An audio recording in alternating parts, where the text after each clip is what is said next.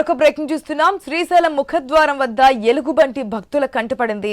శ్రీశైలం నుంచి హైదరాబాద్ వెళ్తుండగా రోడ్డు దాటుతున్న ఎలుగుబంటిని భక్తులు తమ ఫోన్లో బంధించారు.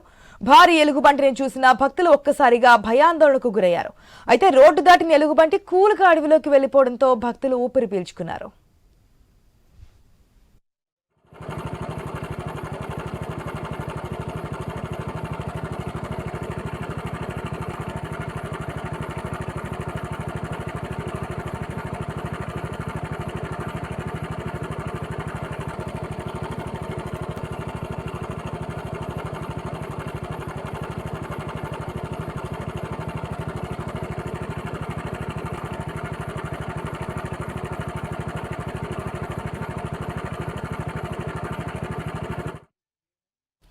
శ్రీశైలం ముఖద్వారం వద్ద ఎలుగుబంటి భక్తులకు కంటపడింది.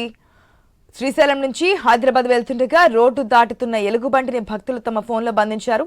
మన స్క్రీన్లో కూడా క్లియర్గా చూస్తున్నాం. ఏదైతే సర్కిల్లో ఎలుగుబంటి ఉంది, అటు ఇటు చూస్తూ వెళ్తున్నటువంటి సిచ్యువేషన్, రోడ్డు దాటుతూ అడవులకు వెళ్ళిపోయినటువంటి సిచ్యువేషన్.